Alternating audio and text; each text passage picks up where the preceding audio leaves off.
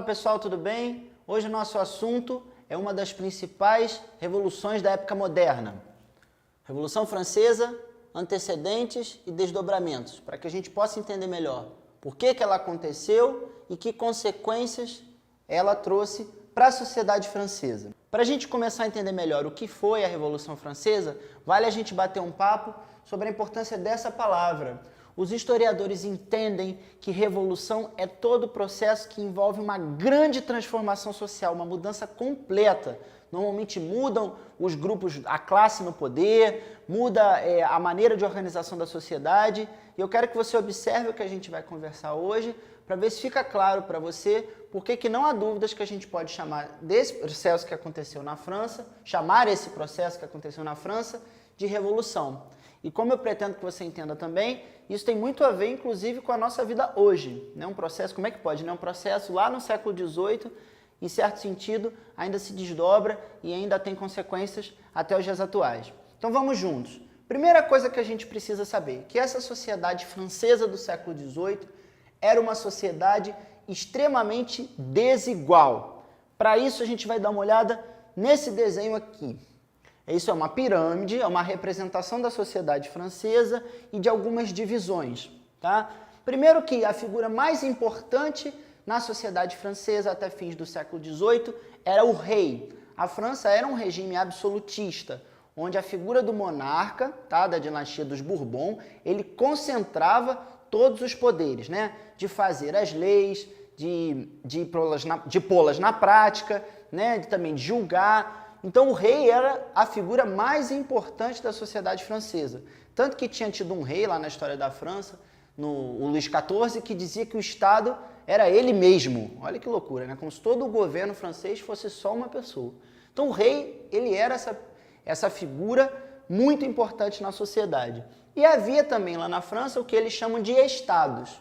Esse estado aqui, repara, é com letrinha minúscula, não está referindo ao governo de uma forma geral. São como se fossem partes da sociedade francesa. Existia o primeiro estado, que era o clero, ou seja, os membros da Igreja Católica. O segundo estado, que eram os nobres, ou seja, aqueles que tinham terra e trabalhavam na corte, né? Trabalhavam não é bem a melhor palavra, eles integravam a corte do rei, ajudando as funções de governo. E o terceiro estado, que era o restante, vamos dizer assim, que era a burguesia, os comerciantes, portanto, e os trabalhadores. Esse terceiro estado, na verdade, era a maior parte da sociedade francesa, mas eles não tinham a mesma condição que o primeiro e o segundo estado. Por isso que a gente diz que essa sociedade era uma sociedade desigual. Como assim eles não tinham a mesma condição? Eu te explico. Clero e nobreza não pagavam impostos e viviam uma vida muito mais confortável, com acesso à alimentação abundante, melhores roupas, viviam em moradias melhores. Então, é muito claro nessa sociedade lá do século XVIII na França uma extrema desigualdade. Como a gente vai ver, alguns fatores fizeram com que essa desigualdade se tornasse ainda mais grave, se tornasse pior. A primeira delas foi a fome. Isso porque lá no finzinho desse século teve algumas mudanças climáticas na França e houve a falta em diversos momentos de gênero alimentício. Imagina, às vezes a gente fica um pouco com fome, né, alguns minutos sem comer, já fica meio mal. Imagina quem fica muito tempo tendo uma alimentação descontinuada, uma alimentação quebrada, vamos dizer assim, uma hora come, outra hora não come. Pois é, a fome era um problema muito grave para muitos setores da sociedade francesa nessa época. Essa situação também foi agravada pelo envolvimento da França em algumas guerras, em especial a Guerra dos 7 Anos com a Inglaterra. A França também incentivou a independência dos Estados Unidos, ou seja, teve uma participação em alguns processos que fez com que houvesse muitos gastos, além de perdas de vidas, né? Os gastos do governo francês com essas guerras fizeram com que eles investissem em armamento, investissem nesses conflitos e não na resolução dos problemas internos, como eram a fome. Tranquilo? Então, esse fator ele ajuda a explicar o agravamento dessa desigualdade. Né? Como é que se resolvia normalmente algum problema de falta de dinheiro no governo naquela época? O rei ia lá e aumentava os impostos. Ou seja, o clero e a nobreza, né, especialmente a nobreza, que fazia parte da corte do rei, que era o governo, aumentava os impostos sobre a população que pagava, que era a burguesia e os trabalhadores. Acontece que a França já estava numa situação tão difícil que esses grupos, a burguesia e os trabalhadores, não aceitaram tão facilmente esse aumento de impostos e começaram a pressionar o rei Luís XVI para que isso não acontecesse. De fato, o rei se sentiu bastante pressionado, a ponto dele tomar uma atitude incomum. Ele convocou, ou seja, ele chamou uma assembleia, ou seja, que é um local de discussão política, que era a Assembleia dos Estados Gerais. Deixa eu te explicar um pouco o que é isso, né?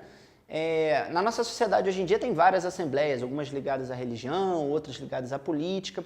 A Assembleia dos Estados Gerais na França era um órgão, assim, uma parte do governo, que só era chamado de vez em quando dava algum problema mais grave. E o rei, lembra que o rei era absoluto? Ele tinha o direito de consultar essa Assembleia, mas sem nenhum compromisso de realmente fazer aquilo que fosse discutido. Essa era a Assembleia dos Estados Gerais. Então a crise era tão grave na França nesse momento que o Luís XVI ele convoca essa Assembleia, ele chama e as discussões se iniciam para saber como é que ia enfrentar o problema dos impostos, da fome, o problema financeiro do governo. Só que nessa Assembleia, que foi convocada pelo Luís XVI, não houve um entendimento entre os diferentes membros do Estado. O principal debate que gerou discórdia foi com relação a como a Assembleia iria decidir as coisas nesse encontro. Uma parte dos representantes da Assembleia achavam que o pessoal do primeiro estado tinha que ter direito a um voto, o pessoal do segundo estado tinha que ter direito a um voto e o pessoal do terceiro estado com direito a um voto. Me acompanha aqui. Clero e nobreza, ou seja, o primeiro e o segundo estado, eles tinham privilégios, eles tinham uma condição muito parecida na sociedade. Já os trabalhadores e os burgueses estavam juntos no terceiro estado, é que estavam numa situação diferente. Se cada estado tivesse um voto, ia rolar um 2-1 aqui direto, né? Ou seja, esses dois estados iam se juntar e o terceiro estado, os membros do terceiro estado, se sentiram prejudicados com essa situação. Foi nesse momento que iniciou o processo, teve o pontapé do processo revolucionário na França. Por quê? Os membros do terceiro estado, que defendiam um voto por representação, ou seja, quanto mais pessoas teria mais voto, e aí o terceiro estado ia ganhar de sobra. Esse pessoal do terceiro estado, eles saem dessa Assembleia dos Estados Gerais e proclamam uma Assembleia Nacional. O que isso significa? Era como se eles estivessem dizendo assim, olha só, agora o rei não vai ser mais absoluto, a gente vai fazer uma outra Assembleia, onde a gente vai elaborar um novo conjunto de leis para a França e o rei vai ter que respeitar. Eles queriam, portanto, limitar o poder do rei. A Revolução Francesa ela começa com esse intuito, contra os privilégios do clero e da nobreza e para limitar o poder do rei com a criação de leis, para que ele não fosse mais absoluto, para que ele não governasse mais sozinho. Por isso que alguns historiadores dizem que a Revolução Francesa ela foi a revolta do terceiro estado, ou seja, foi um movimento em que burguesia e trabalhadores se levantam contra os privilégios de nobreza e de clero. Claro, gente, que se você está acompanhando o estudo de história e você já ouviu falar nas ideias iluministas, que não por acaso ganharam força na França, tempos antes da Revolução, toda essa discussão tem muito a ver com o iluminismo. Ser contra o absolutismo, ser contra os privilégios do rei, do clero, da nobreza. De fato, a Revolução Francesa, essa Assembleia Nacional que se forma para fazer um novo conjunto de leis para a França, é muito inspirado no iluminismo, não tem nenhuma dúvida. Essa primeira Constituição ela fica pronta. Constituição é como a gente chama esse conjunto de leis, né? O Brasil hoje tem uma Constituição também. Essa Constituição que a Assembleia Nacional se reuniu para fazer, ela fica pronta, ela acaba com os privilégios do clero e da nobreza, garante a propriedade privada, que era uma coisa que interessava para a burguesia, né? Era o direito de comprar terras, de ter suas propriedades, e lança um documento que ficaria muito conhecido, que é a Declaração Universal dos Direitos do Homem e do Cidadão. Repara, era uma declaração, falar alguma coisa, que se pretendia universal, para todo o universo, né? Veja, para todas as pessoas, de direitos, ou seja, é como esses revolucionários estivessem dizendo o seguinte, agora ninguém mais é súdito do rei e tem que obedecer tudo que ele tem para mandar, não. Nós somos cidadãos e temos direitos. Mas que direitos eram esses? Eu estou falando de liberdade de pensamento, liberdade de expressão, direito à propriedade privada, a ter suas posses, né? Liberdade religiosa. É interessante porque hoje em dia essas ideias são muito comuns para a gente, mas naquela época isso tudo era de uma grande transformação, porque a gente está falando de um mundo onde o absolutismo era a regra. Agora, esse movimento revolucionário estava dizendo o seguinte, olha, nós somos cidadãos e temos esses direitos que o rei tem que respeitar, inclusive. Agora repara, o conflito social estava tão forte na França que o rei elabora um plano um pouco ousado. Ele tenta fugir do país para conseguir apoio de países absolutistas no estrangeiro, olha que loucura, para invadirem a França e acabar com a Revolução. Percebe como essa transformação incomodava muita gente, especialmente o clero e a nobreza, o rei, a sua corte, os membros da igreja? Pois então, o que ele não esperava é que ele seria preso na fronteira e trazido de volta à capital francesa, Paris. A esse momento, a França já estava sofrendo uma série de ameaças de invasão. Eu quero que você entenda por quê. Porque os países em volta, os reis em volta da França, quando souberam das notícias da Revolução, ficaram apavorados, porque se aquelas ideias chegassem de fato ao seu país, né, que era absolutista, ele ia perder os privilégios, a corte ia perder os seus privilégios, ia ter que pagar impostos e cumprir as leis, seria o fim do absolutismo. Por isso que a França sofria essas ameaças de invasão. Nesse período, o processo revolucionário ele radicaliza. Os franceses eles reúnem o rei, a esposa dele, Maria Antonieta, e toda a família real, e eles executam em praça pública. Você já viu esse instrumento aqui? Ele é uma guilhotina, parecido com o que tem em algumas secretarias de escola, só que lá não é para cortar cabeça, né? É para cortar papel.